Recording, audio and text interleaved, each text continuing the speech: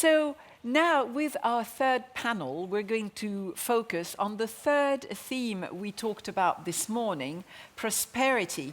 As was said by Sandrine in our first panel, prosperity has to be for everyone. That's the only way we're going to progress. And at the same time, prosperity, we hope, is going to be ensured by more the more positive impact of the Green Deal and the circular economy projects. But at the same time, it isn't going to be overnight, and we want to make sure that it is broad enough that enough people can benefit from it. The COVID pandemic has definitely highlighted the need for greater resilience of our economy, and we touched upon that in the last panel already. And there's a dilemma between more globalization and more localization, as was also pointed out by Stefan in our last panel. So the way we choose whether it's localization or globalization will have an influence on our economic activities for the coming years.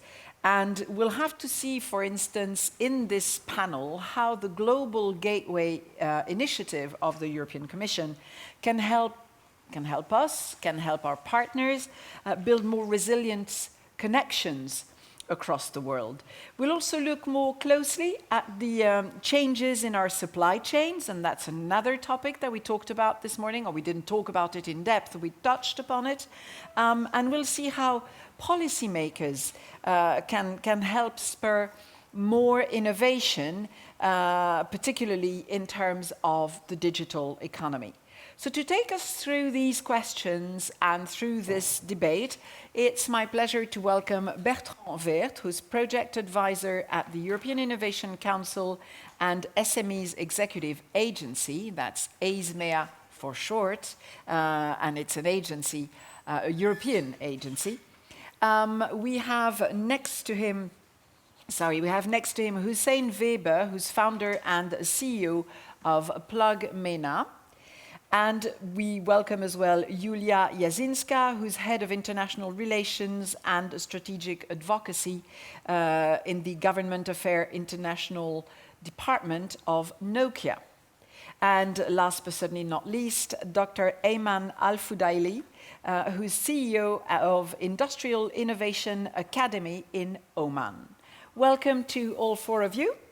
And we touched upon prosperity, as I said in our previous panel, because indeed people and places are intimately linked to the notion of prosperity. But what does it mean to you individually or in your professional life in the current context? Because after all, we are in a crisis context. And how can we build these better connections that I was talking about in the introduction? How can we safeguard our supply chains on the one hand and innovate more on the other? And maybe, Bertrand, I'll turn to you with this one. Yeah, thanks a lot, and good morning, everyone. Thank you for the invitation. And thank you, Florence, for the immediate question. In the spotlight, right away. Exactly, right here. So perhaps just starting with a thought on prosperity. I'm Bertrand Weert. I'm working as a civil servant from one of the agencies of the European Commission. And indeed, what my agency is doing is that we are implementing a program that is called the European Innovation Council. What it is, in few words, the European Innovation Council, the intention is to support SMEs, startups, innovators. And for that, we have 10% of the overall budget, 10% of the overall budget of research and innovation of the European Commission, which means 10 billion. 10 billion to be spent, invested over 7 years. So you would have deduced that we have in total the R&D and I budget of the European Commission is 100 million for 7 years. We got 10. So these 10 billions are geared, directed to SMEs and startups. So that is my work. But I also live in Brussels, and I'm also deeply involved in this community or in this city or in this region. I'm actually locally elected. as a European citizen in one of the council. So to answer to your first question about prosperity, my answer will be that we got in this city, as you have all living in different cities around the world, one of the challenges for this city is to share this prosperity. In this city, in this right city of Brussels, 1,200,000 inhabitants, we have high discrepancies or differences amongst people living here. And in few words, the city is divided in two.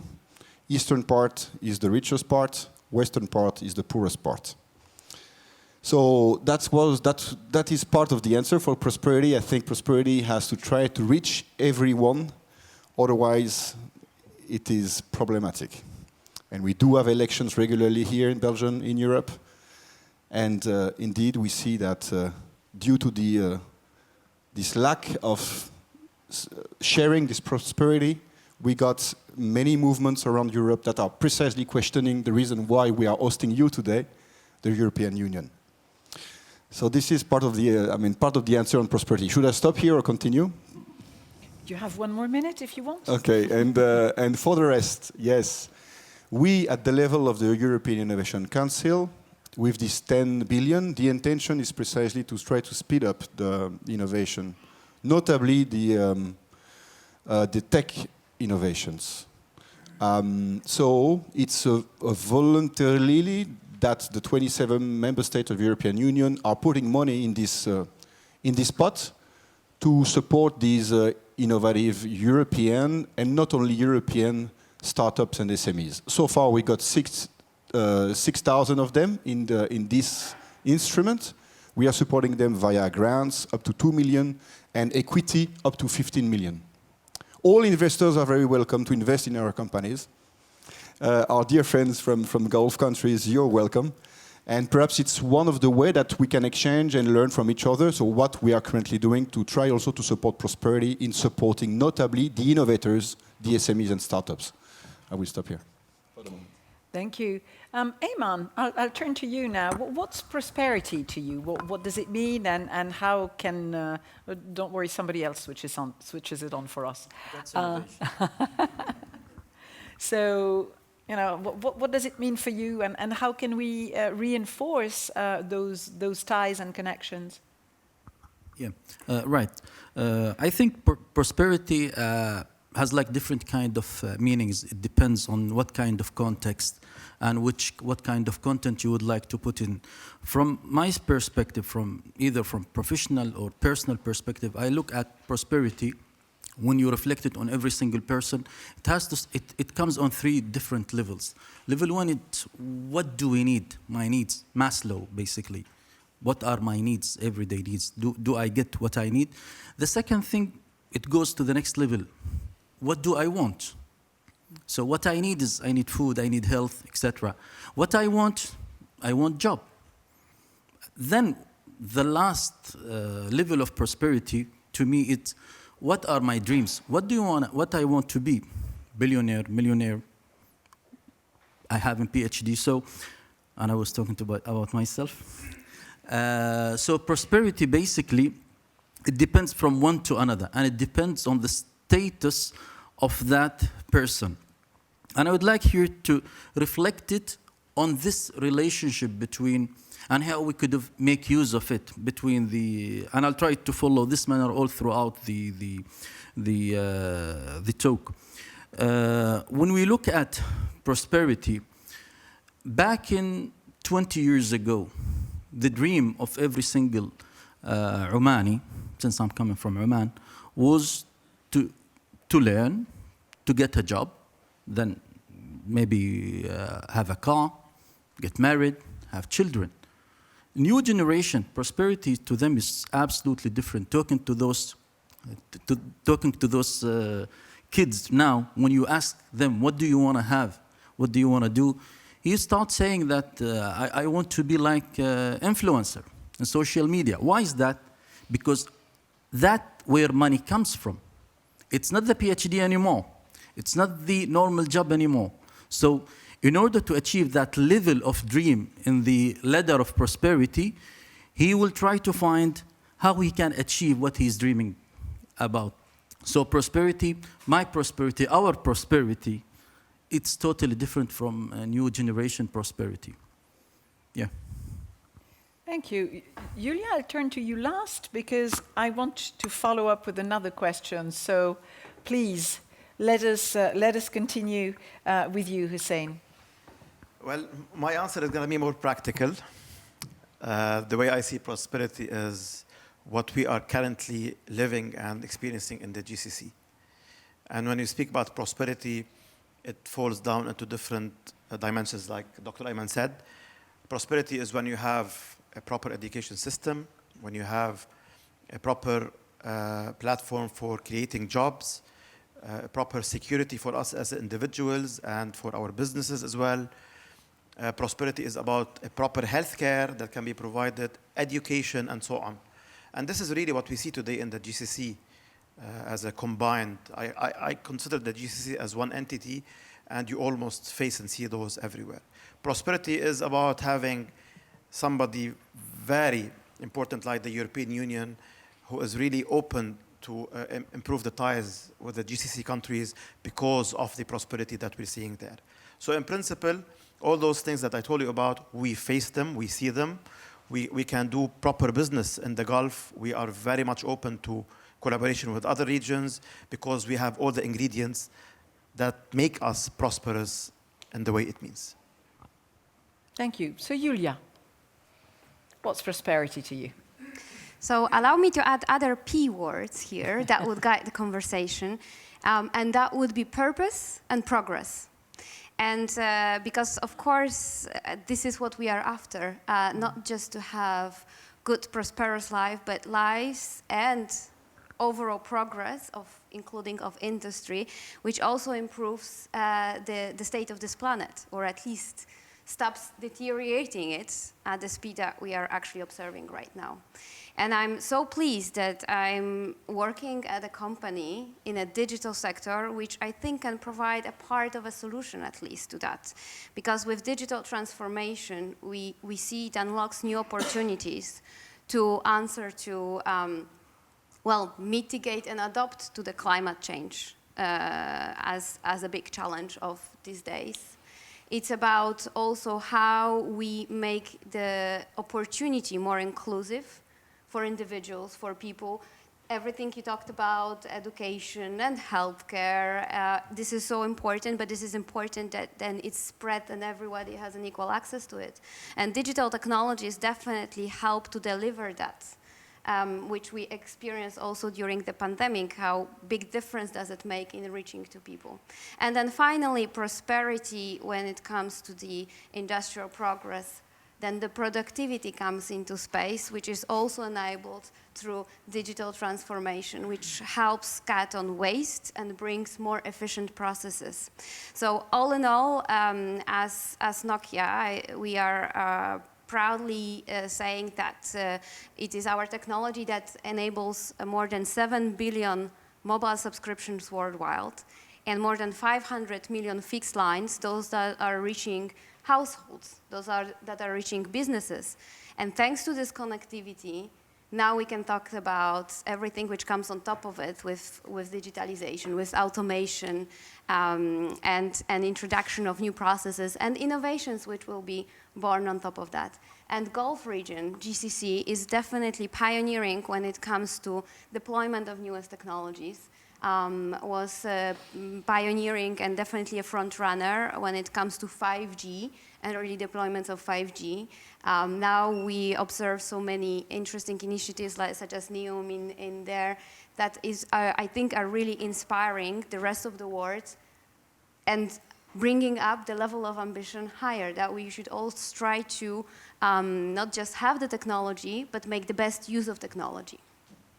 Thank you, and that's why I wanted to continue with you and to go a little further on that point, because you did mention indeed the connectivity, the importance of technology, but and you already partly only answered my question, because how do you think this dual transition, this twin transition, green and digital, will affect businesses in the 10 to 20 years to come, you know, it will have an effect not just on the way people work and so on, but for businesses themselves. How will it impact them? And it impacts, I think, all the businesses already today. So it's not just a 10-year vision. It's also about looking around what's happening today. So first of all, when you discuss this digital and twin transition, I think it became an imperative for so many different sectors and so many different businesses. Not just as a moral duty, right? We do that because we want to contribute to the goals of the Paris Agreement. We set our goals in alignment with the 1.5 degree scenarios, and we do that, and of course that's great, but then it's about our own operations. But on top of that, it's about this enabling of transformation of other sectors and the opportunity that comes with it. Maybe globally, the transformations are a challenge, but if you look at businesses, this is definitely an opportunity. It unlocks new demands, it creates space for innovations and for much accelerated uptake of those innovations nowadays.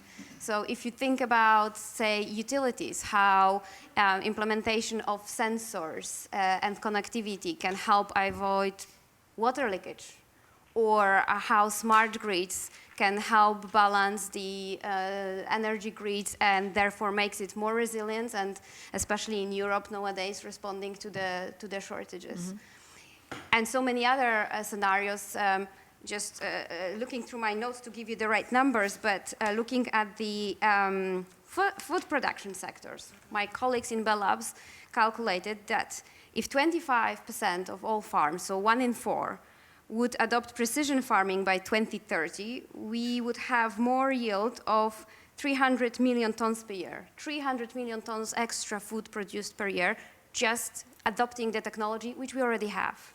And on top of that, it would help reduce wastewater by up to 150 billion cubic meters per year. So I dare to say it's worth to try. Absolutely, particularly when we know we're going to have another 2 billion people to feed between now and 2050. Bertrand, from your point of view, looking at SMEs more specifically, what changes do you foresee in the coming 10 years? Well, this is indeed a very broad question, but I mean, looking at the transition, indeed. Yeah. Talking from my perspective and what we experience, live, and know within our instrument. I wanted perhaps to insist on 2 aspects. You talked about globalization, relocalization. I can just bring a small testimony that, yes, at our small level, we see this happening. So just to share with you, 3 weeks ago, I was in Prague, in Czech Republic, where we hold for 2 days a meeting between industrialists, large corporates, or active in the automotive sector, and our companies, so part of our 6,000 companies. So we brought there interesting SMEs and startups for these industrialists to have a smell, an idea about innovative solutions. And I can tell you that, I can mention Skoda, for example, were around. Also Miele, which is not exactly automotive industry, but it's, let's say, industrialist. These groups, mostly Germans, not only, they were talking a lot about relocalization and China exit, so the exit from China. So they were talking about supply chains, saying that following the COVID, following the energy prices, indeed in line with the greening of their policy, they would like to bring back production chains in Europe particularly. So this is one thing to share with you. We can experience and testimony that yes, this is happening. And it was one of the reasons for these industrialists to come to us, because we are a group of European SMEs, and not only European actually. We also have Turkish companies, Israeli companies, Ukrainian companies, Icelandic companies, and I hope one day, Gulf countries companies. So this is one thing. The other thing I want to share with you about greening. Yes, they are the words, the intentions, the green goals, the Green Deal. We know that. Just to share at my small level in our community of company, We are trying to support our 6,000 companies to get more green, obviously. They are very innovative, they are leading in their sectors. But I can share with you the fact that it is very difficult. That still these very innovative companies, they have difficulties to get even more greener. We launched an internal program in our program, a GHG program, Greenhouse Gas Reduction Program, and we had very few companies at the end of the day that were involved and invested. So one lesson to derive from that. Very innovative companies, a lot of money around, they are not moving as fast, as much as they should. The conclusion of it, one of the conclusions is about legislation, norms. Imposing norms to these companies or to businesses for them to move ahead on green aspects. This is a bit provocative indeed, but I think this is one of the lessons. And I will terminate here by saying that as innovation enablers or makers, policy makers, yes, studies, several dozens of studies are saying that legislation regarding greening is always very positive in terms of innovation, actually. Thank you. Well, to answer the point that you were making about SMEs, Vice President Dombrovskis this morning mentioned the European Enterprise Network and the 66 countries it's already involved in, and said that definitely there's a pretty good hope to sort of cooperate more closely with GCC countries. So there you are. You're obviously on the same line. Looking at, if any of you would like to pick up also on what the others say, please just let me know. Looking at the global gateway that I mentioned earlier on, this sort of global initiative of the European Commission and basically meant to build bridges of all kinds, how do you think it will intersect with the GCC countries, and what opportunities do you think it might offer for further cooperation and partnership? And maybe I'll start with you, Hussein, on this one.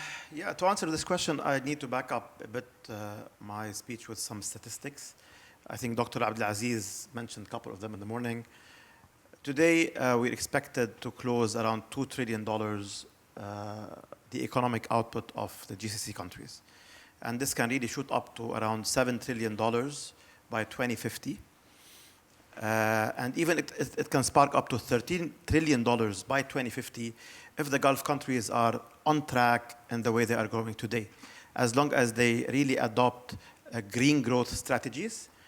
And in addition to this, because this will accelerate the economic diversification across those countries. So by speaking about this tells you a lot about the potential that the GCC is having. And this is where I think the European countries can really come in and support this growth, especially when we speak about sustainability and green growth strategies, where we can import the best practices from Europe, because this is where the European countries excel.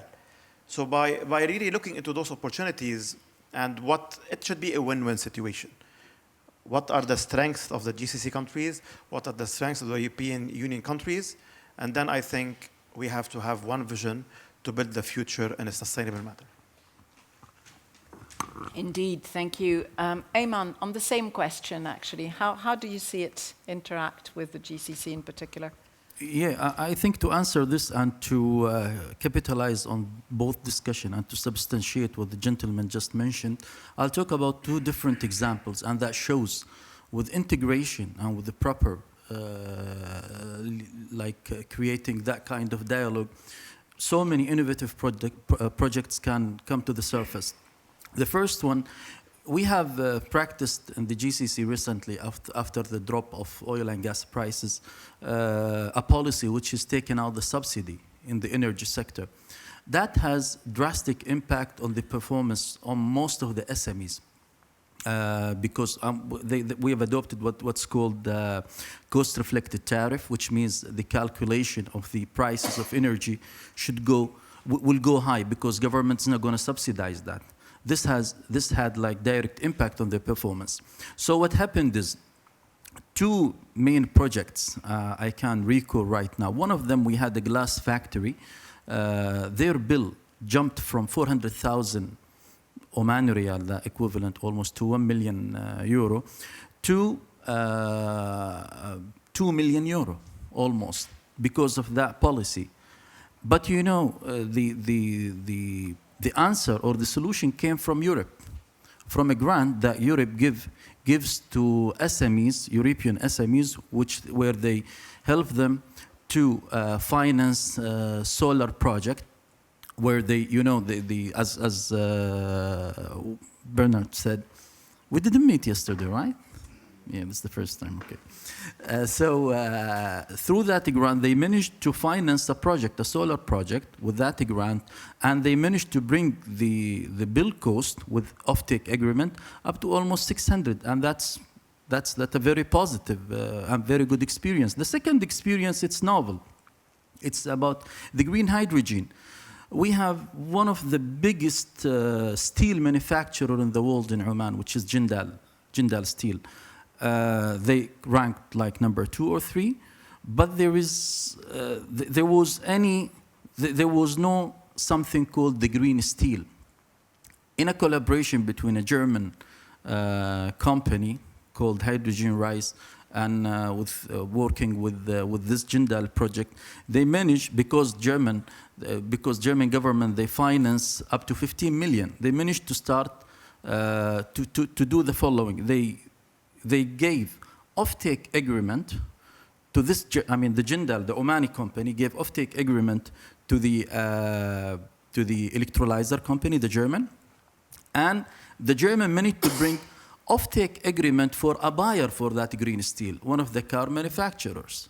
So these kind, I mean, bringing the demand with the supply and trying to bringing the cost and making them meeting, this kind of dialogue will make opportunities comes to the surface. Yeah, these two examples to me shows we managed to capitalize on different kind of opportunities. Very important observation here. GCC, basically, they are enriched with the production factors when it comes to energy, land, labor maybe, but the demand is what is required, and the demand coming from industrial economies like the EU. Bringing both sides in one place will unlock these opportunities and make them fact. Mm-hmm. Yeah. Yeah, I can see Julia's nodding. Clearly you want to add something. Yes, an additional maybe dimension to this global gateway conversation, because I think examples that you're bringing about what can be achieved if we work bilaterally as the two regions are great. But let's keep in mind, global gateway is a proposition for developing economies. And so this is not just about what we do together as Europeans and the Gulf, but rather how together we can help bring responsible connectivity, responsible infrastructure to other regions of the world, to the developing economies. And of course, Africa comes to mind as a big area that Europe prioritizes when it comes to global gateways deployments, and definitely where there's also a lot of activities and investments from the Gulf region. I think together, the two regions, Gulf and Europe, has a value proposition there. We have the technologies, the solutions that we can bring as indeed a development factor for responsible investment in Africa. So we can work on this together, definitely. And I know that digitalization in particular, that's obviously my key interest area. It's not an exclusive area for the global gateways, but that's where I put the most attention to. I know that this is equally on the agenda of the European side as well as of the Gulf countries. So definitely something we can bring together. Yeah, Hussein, you're looking at me. Would you like to add something on this particular point? No, I think everybody said everything. So yeah. Good. Please do. I was just thinking meanwhile, so as I explained whom we are, the EAC, so these 6,000 companies. So we are offering grants, as I said, equity, but also we are offering services to these companies. And by the way, this is a trend in many public policy intervention when giving money, notably to stakeholders, companies or others, we are not only offering money, but we are also offering services. So we do offer several types of services. Meeting corporates, as I explained in Prague 3 weeks ago, we do that on a weekly basis around Europe and around the world. But we also actually bring our companies to fairs around the world. And I was checking, because indeed, GCC, we're there. We've been there, and we will go again there. So it's a potentiality for meeting again with great pleasure. Actually, I have to say that the fairs I see coming are mostly in Dubai, so sorry for that, no. But, I mean, meaning that there are different countries, not only indeed Dubai. But, so just saying that the next time we go, we were there last October. We were during GITEX, and we're gonna be there again, actually, on Arabelt, which will be end of January, early February, and again, we're gonna be there again in Middle East Energy Week, I think in March, again in Dubai. So just to say that we are already doing, but obviously we could do more. So it will be a pleasure, perhaps, to discuss with you, actually, the GCC, perhaps to see not only in Dubai, but in Oman and other countries, huh? Yeah, I just need to add something, Florence. I mean, it's not only about the free trade agreements and, the investments that we're talking about that will bring on more prosperity to this partnership. Also, if we look into exchanging the best practices between Europe and the GCC, I'll give you a very simple example when it comes to government services. I mean, you know that Estonia is the #1 digital government or e-government almost in the world, and this is impressive. And in the GCC, you will see a lot of governments who are learning from that, bringing the best practices from Estonia to digitize the government services, to improve to prove that you will have the best citizen experience ever. And it's okay sometimes to learn from others and take this across all the Gulf countries. As my colleagues said today, in the UAE and in the Gulf, in Saudi, and many countries today, you can make a government formality in 2 minutes. You don't really have to go to a government center. It's all online. And this is because we have followed what maybe Estonia and other countries, and Amsterdam is also very advanced in that.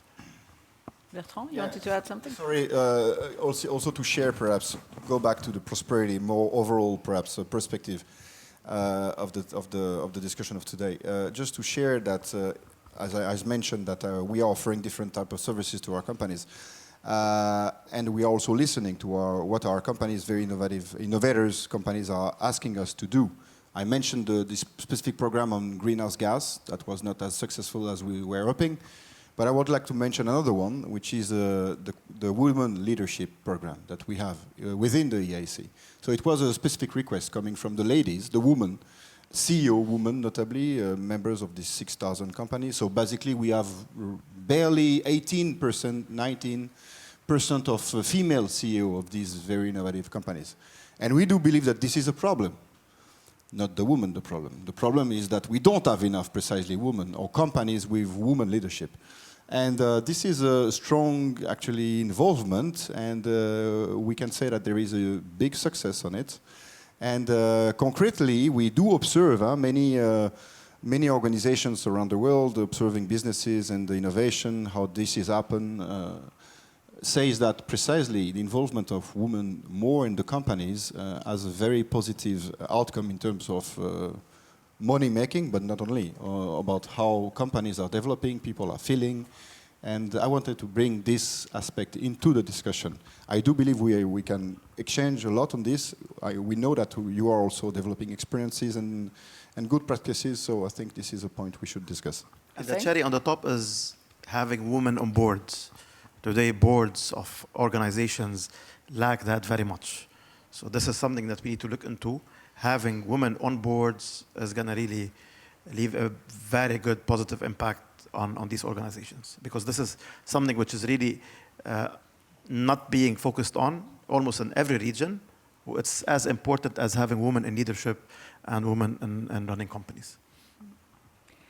Ayman, I'd like to move on to the more policy side of things and creativity. I mean, you did talk about creativity earlier on in your intervention. And what role do you think it plays in the global economy at the moment? And how can policy making and how can business leaders foster that creativity and the innovation in the current context? I think these days we are in a period in the history, in a time in history where creativity has to be there. I mean, it's the first time ever human beings, they've been going through crises since ancient. But most of these crises we had like precedented experience how to deal with them. When it comes to the economic crisis, we've got economic crisis since old days. But this time, we just came out a very serious crisis, which is COVID-19 and the impact of COVID-19. The funny part of this crisis, it has same impact of the economic crisis despite the uniqueness of its nature. I mean, it was the first time in the history everyone is staying in the house.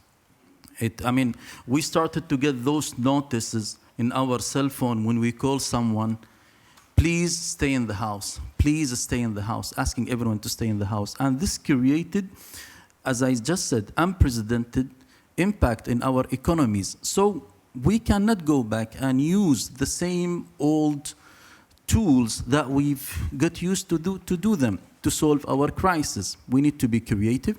We need to find out how we can learn from that past experience. Right now, we don't know if there is another pandemic is coming. No one knows. But what if that's going to happen soon or later? We need to learn. Creativity has to be there. Decision makers need to take out all of their notes on the side, sit, find how we can get out where we are right now. I mean, production used to be the challenge. Production used to be costly. But now, logistic. The logistic industry is the huge cost going into. What do we need to do? Do we still need to have customs? We need to forget about customs to make those industries, to make those SMEs survive. But I've never heard any country says we will waive the custom fees. They're still holding on that. So no, when they decided to solve the impact of Corona for SMEs, they said, let's get their problem. It's not finance anymore. They don't need finance. There is cheap money everywhere. There is cheap labor everywhere. What is really required now is a very strong policies that would make SMEs survive. And how to get that? Just through creativity, innovation. Let's take our X notes outside, bringing new iPads, work on the iPads. Let's forget about notes. Thank you. Yeah, Julia. Yes, if you one more aspect to that, I think in nowadays economy, it's not just this physical barriers and borders and customs which are there, but you discuss many of them, and you curate also help startups in the digital sphere. Data is what we need that flows freely across the borders. We need scale there. And that's where I would make the plea to the regulators and policymakers of both regions to think about how we can have the data regimes compatible that would not prevent unnecessary and stop the data within the regions. And we know this is a problem. And I'm speaking from a perspective of a company active, of course, here and active also in the Gulf countries. And I know that there is the compliance to be able to move data around is hugely difficult.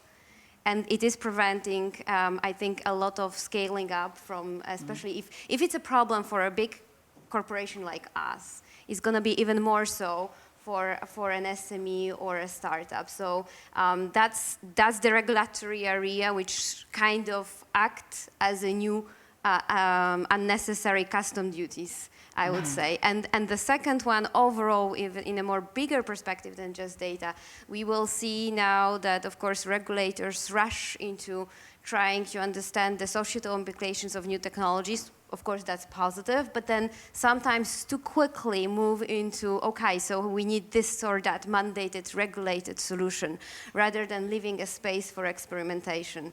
So I'm very much impressed with the level of ambition and innovation in the region, and for instance, the first regulatory instance of metaverse, UAE, on our side, Commissioner Breton also started to look at metaverse, etc., and that's super good. So let's make sure that the regulators on both sides work on that together before they start to put any regulations in place to have a compatible system. Ayman. Logical extension on this argument is we absolutely face that in Oman. I mean, and I'm always referring to that just to bring the context within the argument, in a sense that because of data, we managed to identify more than 7 industries importing calcium carbonates. And I'm giving real-life example here. Calcium carbonates, it's a waste, comes from the marble. Oman is considered one of the most producer of marble. What we found, when we get this data, we don't need to import marble anymore. And this was the result of that. Once we know the data, we did 2 things, basically. The first thing, we started to do like processing for this waste to provide the supply for those industries. And the second thing is we established like a mega warehouse. Instead of just making every industry importing for themselves, we do it collectively, and we managed to bring the cost a bit down. And this is real-life example, how you can come up with creative solutions when you have data, instead of just trying to come up with solutions they are not backed up. Yeah. And Bertrand, what about creativity in view of policy and business leaders? How can they support creativity and innovation? Well, let me just follow up a bit on this discussion, saying from SME perspective, what will be eventually needed actually from the GCC in order to facilitate perhaps the arrival or the coming of these companies, of some of these companies that are already attending these fairs that I mentioned.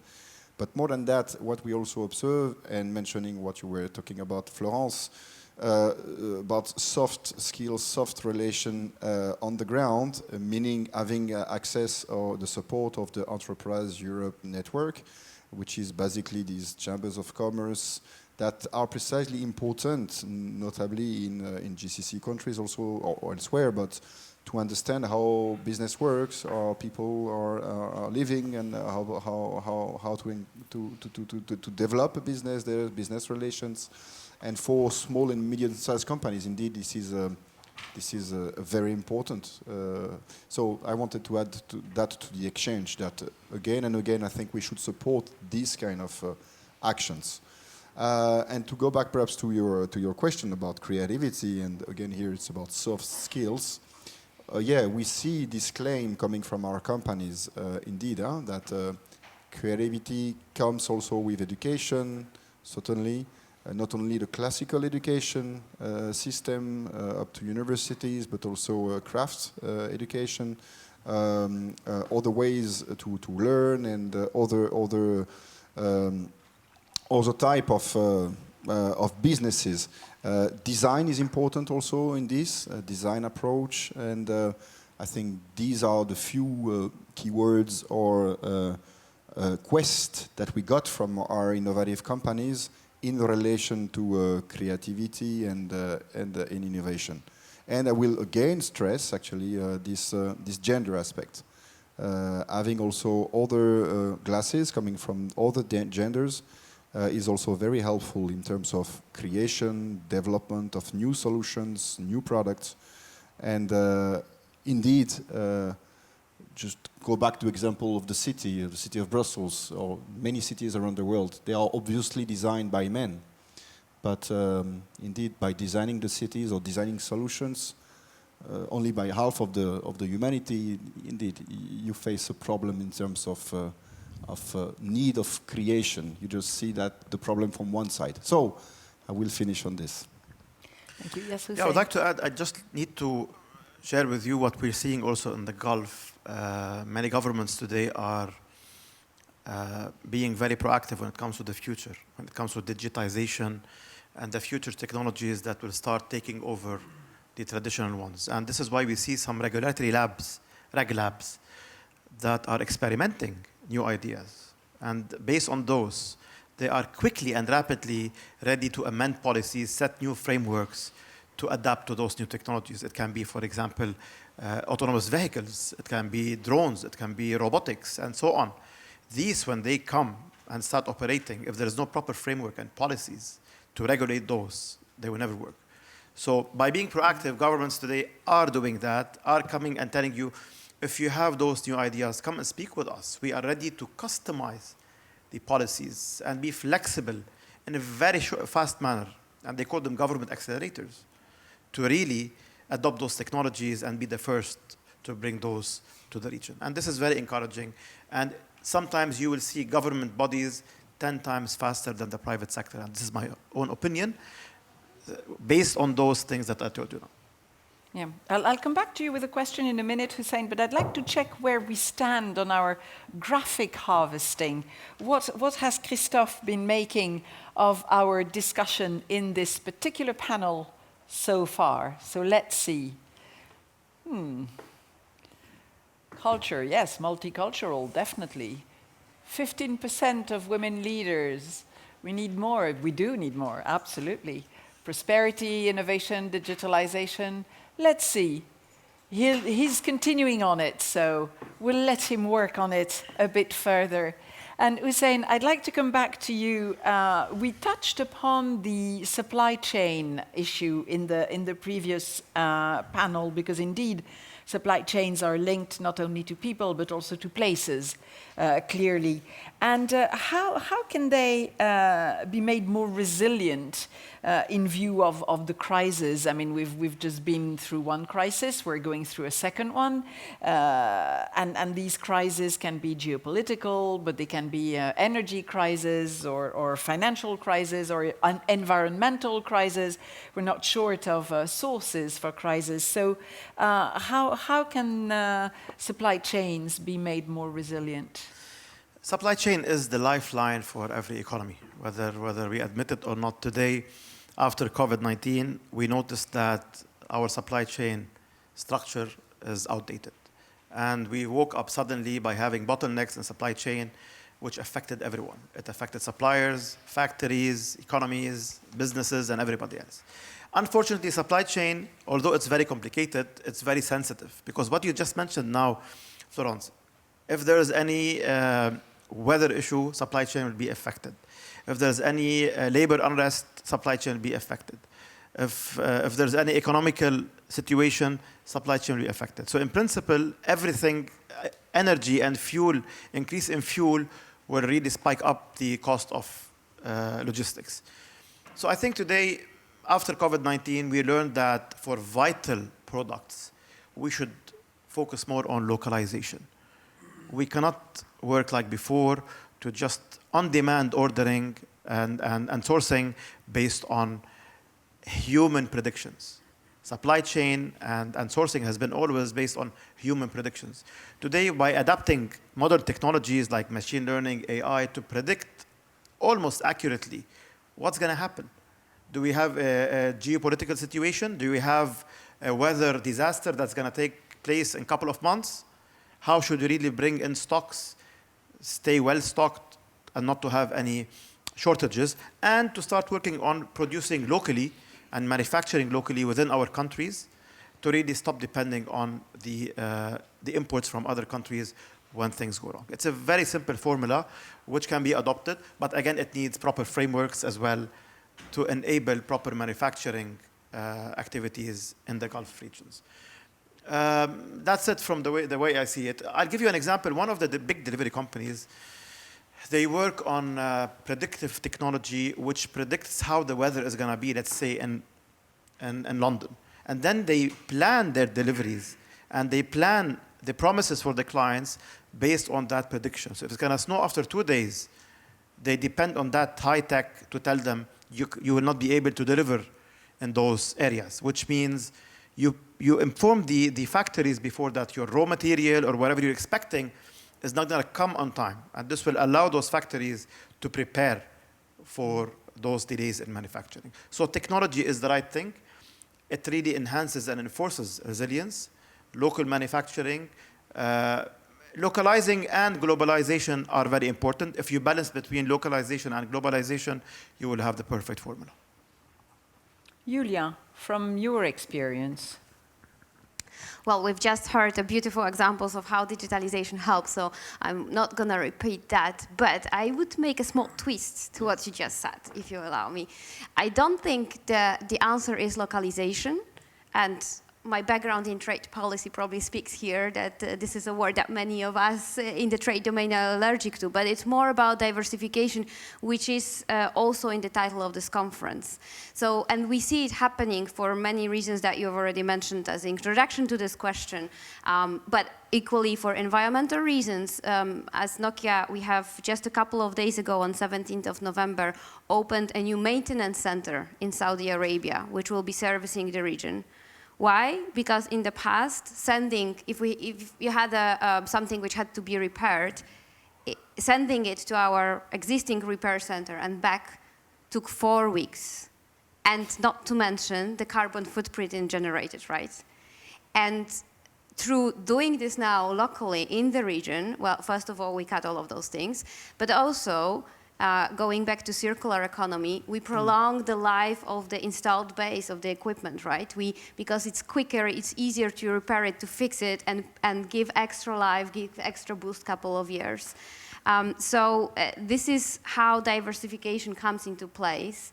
But I don't think it will ever be full-scale localization because we are just, it's very difficult to think that it may work, especially if we are discussing the context of very fast-moving, high-tech environment where you really want to be quick to bring your innovation to the markets and not duplicate the production and whatever other steps of the supply chain in every region, which we just, you lose efficiency, you lose time on that. That's why we said balancing between localization and globalization is the right formula.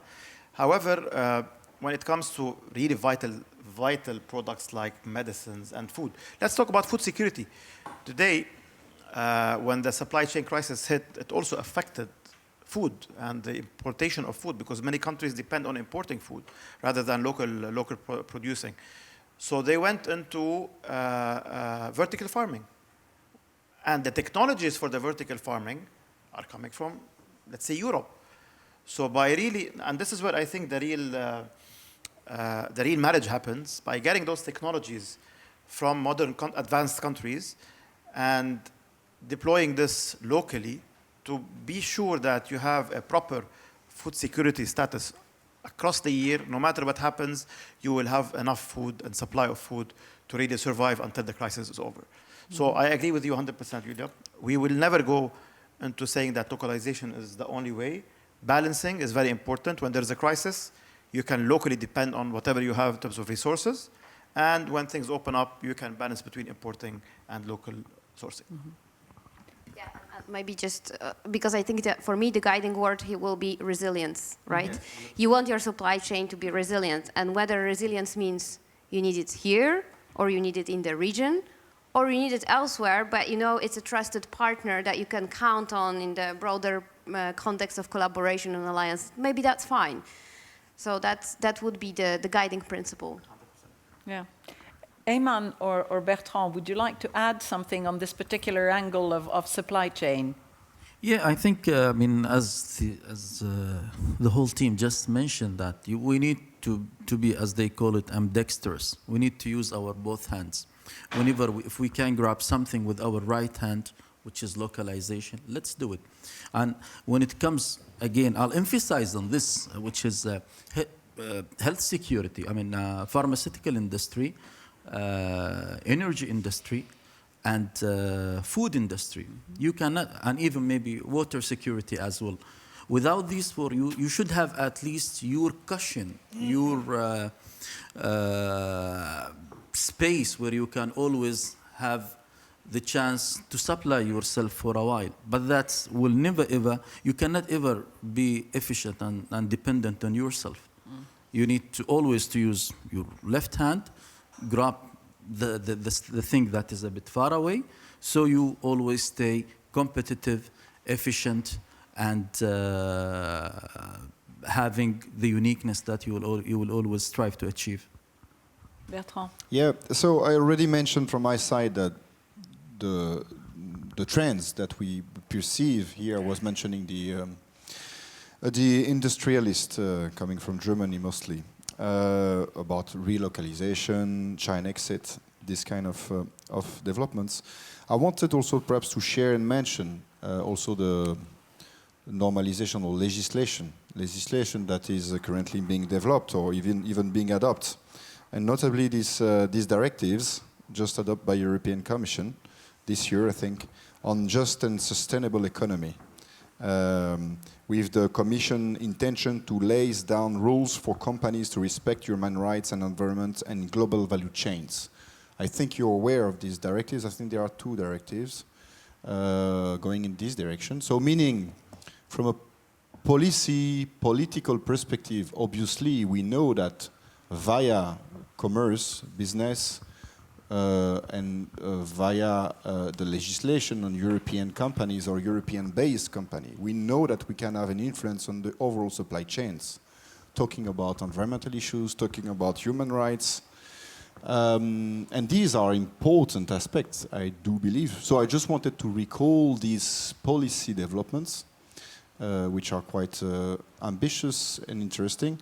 I would be curious to know if in other parts of the globe, in other economic areas, such as Northern America, they do have the same tendencies or no. I don't have the answer. I would tend to think that other areas, unfortunately, are not going down this direction, but I will stop here. So time has come to take a couple of questions from the room, if we have any.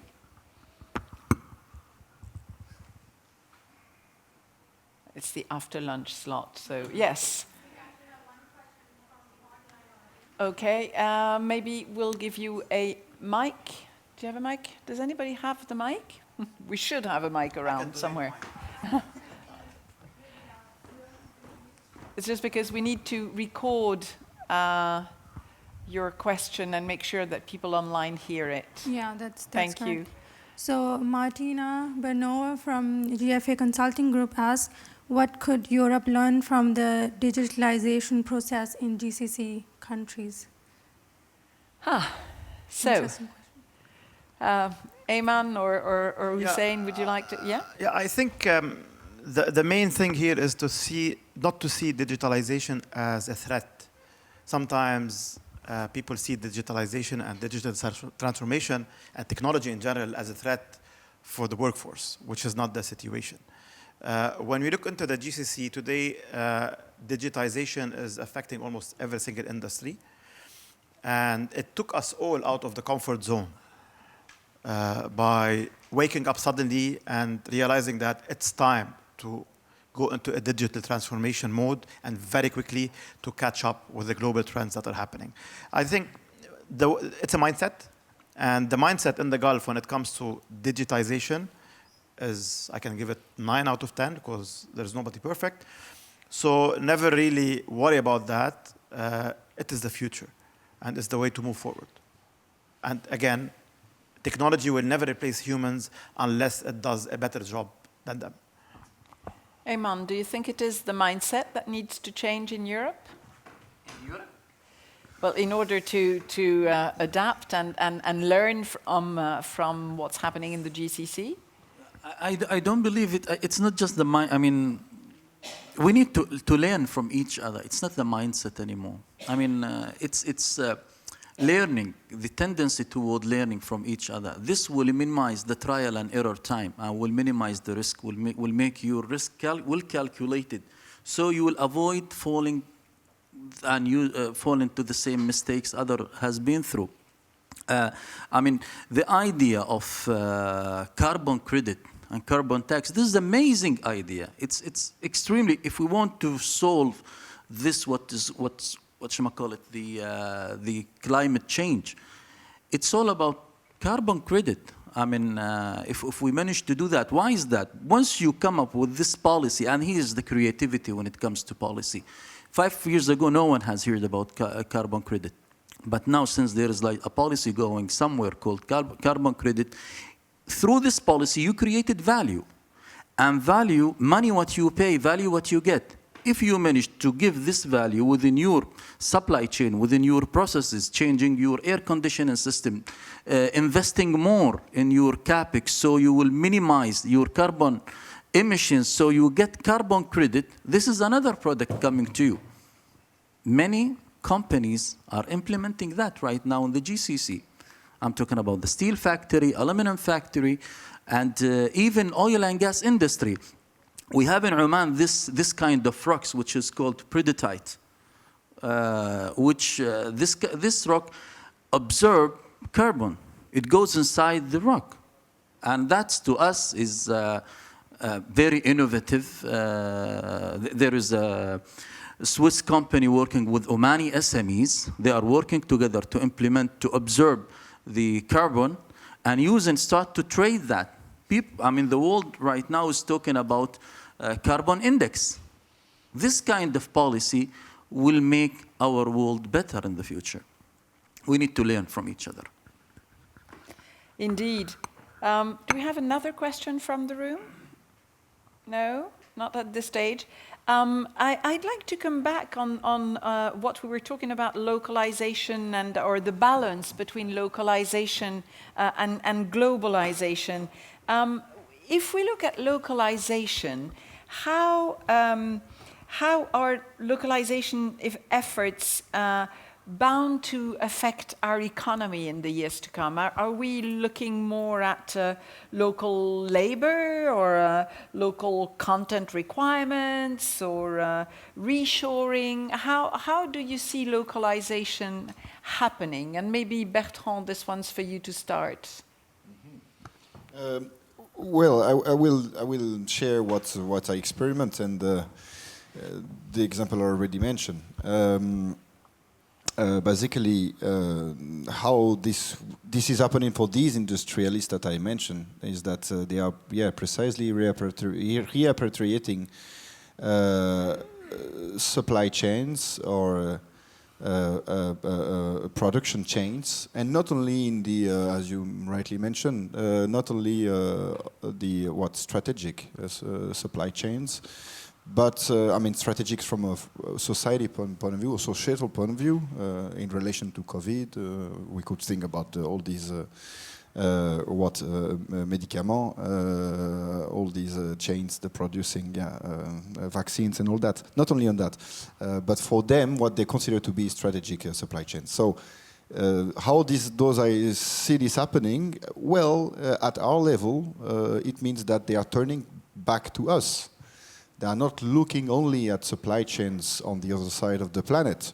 They are looking at supply chains here in Europe. And indeed, for our companies, mostly European companies or associated companies from associated countries, this is obviously a good news to have these industrialists that have needs, money, capital resources to again asking solutions, product locally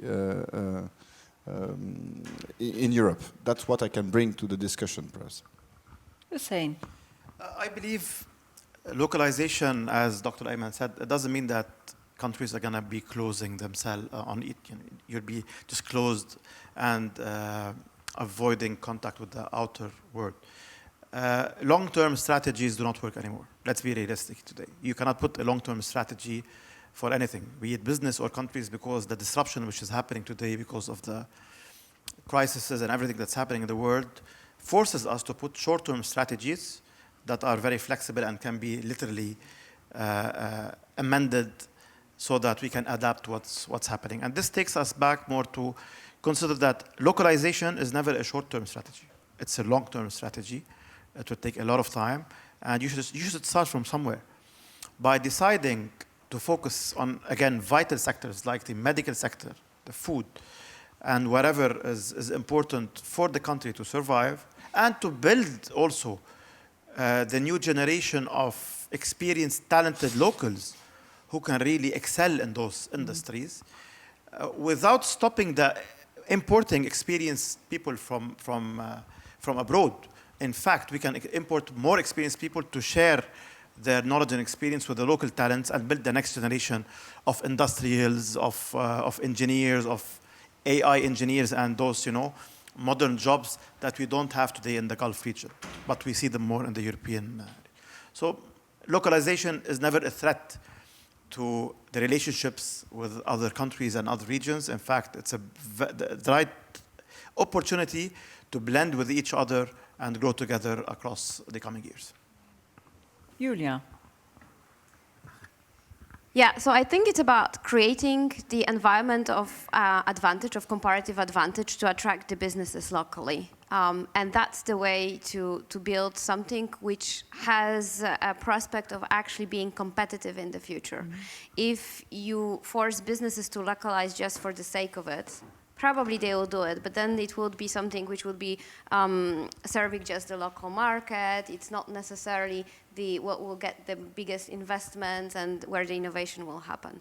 So, but looking at, okay, what can we do to make our jurisdiction more attractive, that the businesses decide to pick this location for the future investment, say the skills aspect that we already discussed, whether there is availability of local talent, or creating this dynamic environment of, say, local startups that can also grow together with the localized investments of the big corporations through creating of, for instance, innovation hubs, all of those things, that helps bringing more long-term perspective and competitiveness of your local economy rather than mandating anything. So I think that's something which needs to be understood also here in Europe, because we have a lot of a big industrial project nowadays, the CHIPS Act that is being discussed, but is there a realistic prospect that we'll have a new fab producing 2 nanometers chips in every European country?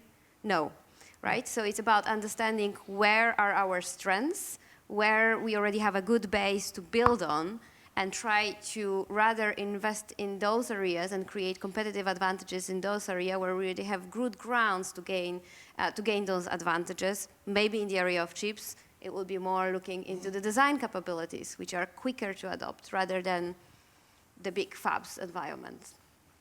One comment on this point. I think it's not the right time for localization. Absolutely not. I mean, we are living in age of oversupply. Let's look at the production factor again. I mean, age of oversupply in terms of labor. The market has been flooded with more than, for the last 10 years, with more than 700 million newcomers to the market. I mean, I'm talking about a new labor coming from China, from India, from Middle Asia, from East of Europe. All of them right now, they are competing in producing this product. You cannot survive if you will just focus a lot on localization. Your product, by the end of the day, it's down to the consumer. He will pick the good quality and the cheap price. That's why you cannot compete when it comes to the competitiveness. But this is the first thing. I mean, the cheap labor, the cheap money will make it impossible to localize and to be confined within yourself. What you need to do is to identify your competitiveness, work with others, try to be close, and to find what kind of production factor you entertain, what you can do, embed that with the other technology, and then you will be able to be with everyone within the same market. This dialogue, bringing the context to this kind of discussion, will make, again, I refer back to the same examples. What we need, we have production factors. There is demand here in Europe. Also, there is production factors when it comes to knowledge, know-how, technologies in Europe. We need it. This kind of dialogue will make countries achieving the prosperity for their people. Florence, if I may, I think in the discussion we are having, I think we missed also, we missed certainly many aspects. One of those, I think, is the question of the limits. the limits of the planet. So we are all human beings and we share the same planet, we know the story.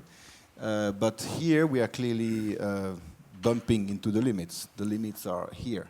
We see this, and precisely this movement of localization, relocalization, has to do with these limits of the planets, because we know the story. Resources are more and more expensive, and the supply chains are also falling down, not only due to the closure of the countries, but also due to precisely the resources. These resources being so expensive. Without talking about the elephant in the room, the climate change. Everything is changing, and we don't know in which world our kids will live. And I don't want to be too negative and pessimistic, but I think this is really important to get in mind, or to keep in mind, this question of the limits. And it is true, if these same glasses can be produced in Bombay or in Jakarta or wherever, perhaps the resources to bring this glass from here to there in Europe or to the GCC countries, it won't be worth enough. It will be too expensive, obviously. So, sorry, it's a bit late in the discussion, but I think we missed this big aspect of the limits of the planet. Absolutely, and to close the loop on that particular aspect of things, it's what we started with this morning. And the very first presentation this morning was all about, indeed, the limits and the fact that if we don't take those limits into consideration, there's simply not going to be any more jobs or any more creativity or any more companies. So indeed, that's what I meant by closing the loop. Hussein? One small note. Imagine how a small chip, this chip which disrupted the whole automotive world and almost everything, when this chip wasn't available as before, based on the demand and everything, and based on all the disruptions that happened, how many industries crashed because it was coming from one source. So by taking this as an example, we can really plan for the future on how to avoid this in the future by only depending on one source. So I'll leave the answer for you, but this is a small example how a small chip have really rocked the whole world because of the supply chain challenge. Thank you. I like this way of closing a discussion by opening onto another one and another source of reflection. So thanks very much.